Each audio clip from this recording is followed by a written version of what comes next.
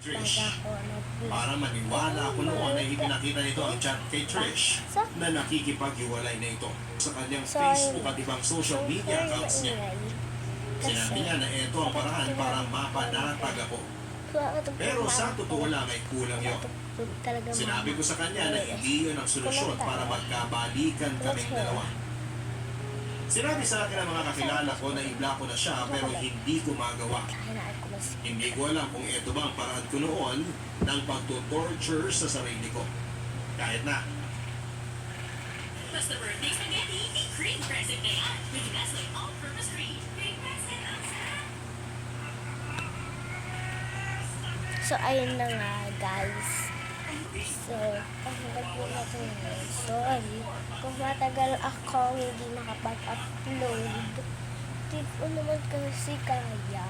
Ay, sorry. Kaya ko lang. Ngayon ko lang po ngayon ako nakapag-upload. Kasi simula kakagrabe ko. Nag-concentrate ako sa trabaho ko noon para makaipon ng pera para sa pag-aaral ko sa kolehiyo. Pero kasabay ng trabaho ko ay hindi ko pa rin nakakalimutan ang sumpa Ito na harap na nyo. hanapin ko sa dito. Ito na. Kita nyo naman ako. Inanap ko siya papadudot pero noong una ay nabigo. Ngayon, nag-drawing tayo. Ano ba ba? Ano pa kulang? Ako na to. Ako na to. Ako na to. Eh, isang araw ay isang Ako na to. pagkikita, hindi ko Ngayon inaasahan tayo ang naman. magaganap. Ako na to. Ako na to. Good morning, ma'am. So, mag-drawing. Welcome to Natural Avenue. Makita ko ng isang pamilya na babae sa ating harapan. May natutuwa. At Ate Rina, tanong ko. Siyempre nagulat siya sa amin. So, ngayon, may paki na kami. Kaso tulog Kilala siya. mo ako? Next time ko lang sa Pero sa halip pagkita na pag sagutin ang kanyang nag-vlog tanong, ako. ay umorder muna siya sa cashier ng kanyang order. At nang matapos ay tinulungan ko siya at dalhin ang kanyang order sa kanyang napiling pwesto. Doon ay tuluyan na akong namukhaan ni Ay, Rina. nako dyan. Ito naman. Basta simula nang umalis ako sa ospiso, naging sawi na ako. Ewan ko ba? Mahirap palang buhay sa labas ng bahay ang punan. Kwento niya sa akin. Alam mo ba kung sino ang napangasawa ko? Nagulat ako sa kanyang tanong. May asawa ka na? Kung sabagay, ilang taon na rin ang lumipas simula na magkahiwalay tayo. Si Emil ang napangasawa ko. Sabay kami lumabas noon sa ospiso dahil nga paro kami 18 years old na noon. Pagkalabas namin siya na ang nakatuluyan ko. Kwento pa niya sa akin. Pero hindi naging mabuti ang buhay ko sa kanya. Hindi siya naging mabuting asawa sa akin. Hanggang ngayon pasakit pa rin siya sa buhay ko. Madalas kami mag-away tapos kailangan ko lang nalaman na may kumit pala siya. Ay, Katarino, nagkamali ako ng desisyon sa pagpili ko Ba't sa ikaw kanya bilang lumabas? asawa. Sana pa, Daddy? Nakakalungkot Wala naman ba si pala naging Daddy? buhay mo. Sabi ko sa Ba't ikaw kanya na may lumabas na? simpatya. Ikaw may asawa ka na ba? Siya naman ang nagtanong sa akin. Natako sa mata niya ang interes sa buhay ko. Naku, wala pa. 18 pa lang ako. Saka gusto ko muna makapagtapos ng pag-aaral bago ako mag-asawa at magtayo ng pamilya. Tugon ko. Siya nga pala, anong trabaho mo? Saan ka nagtatrabaho? Kasambahay ako. Di ako ngayon. Nagpapalipas na ako ng oras dito kasi ayaw ko dun sa bahay. Puro problema sa asawa ko ang nadadatnan ko. Malungkot na reply ni Rina. Papadudod, hindi ko akalain na noong araw na yun ay muli kaming paglalapitin ang tadhana. Kaya sobrang katuwaan ko nang muli kaming magkita. Ang dami kong gustong ikwento sa kanya noon dahil matagal din kaming nagkawalay pero hindi sapat ang oras namin dahil may trabaho ako noon.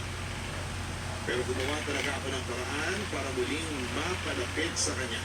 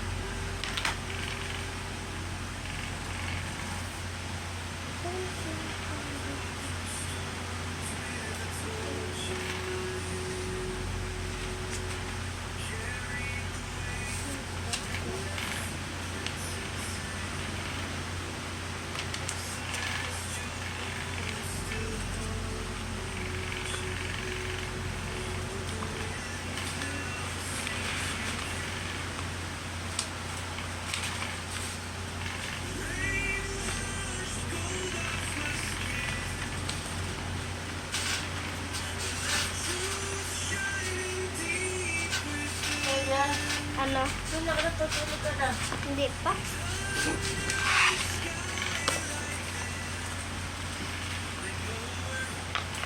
Una, hiningi ko sa kanya ang kanyang numero at doon ay madalas na kaming magpalitan ng text. Hanggang sa nag-decide kaming magkita tuwing bakanting oras namin. Kaya simula noon ay nanumbalik ang pagkakaibigan namin ni Rina. Doon ay naging masiyahin ulit ako. Marami doon ang nakapansin ang pagbabago ko tulad na lamang ng kaibigan kong si Rika. Mukhang masaya ka ngayon ha, Katarino. At saka napapansin ko, halos isang buwan ka ng kakaiba. As in, kakaiba yung aura ng mukha mo. Hindi ka naman dating ganyan eh. Teka, ano ba, sino ba ang nagpapasaya sa'yo ha? Tanong ng aking kaibigan sa akin. Ngunit isang mahiwagang ngiti lang ang sinagot ko sa kanya. Siguro may girlfriend ka na. Hindi talaga tumigil doon si Rika na makakuha ng scoop mula sa akin. Naku, wala pa akong girlfriend, Rika. Pero, masaya ako. Kasi nakita ko na yung taong matagal ko na hinahanap. Sagot ko. Tatandaan mo yung palagi kong kinikwento sa'yo dati? Nag-isip-isip sandali si Rika. Tila nire-recall yung mga madalas kong ikwento sa kanya. Bakit? Yun ba yung first love mo nung bata ka pa? Yung bang Wala pa nag-alaga si sa'yo sa Daddy. bahay ang punan? Tama ba ako? Tumango ako bilang tugon. Sino siya, Katarino? Pakilala mo naman sa akin. Excited na wika pa ni Rika. Nakita mo na siya, Rika. Madalas siyang nasa fast food natin tumigo. Wika ko. Wait lang, guys. Saglit na nag-isip tama ka. Pero, Katarino, sige na. Aalis na ako. Tapos ay nagtakta na siyang umalis. Ngunit agad ko siyang natingin. Alam mo ba? Matagal akong nangulila sa'yo simula nang umalis ka sa hospicio.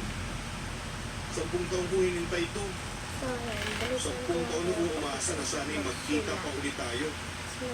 Alam mo ba, pagkatapos nung umalis ka doon, So, yun Pero na nga. hindi masaya si Rina na makita ko. Kasi lobat na. bakit mo pa ako sinundan? Tanong pa niya sa akin. Sinundan kita, Rina, kasi mahal na mahal kita.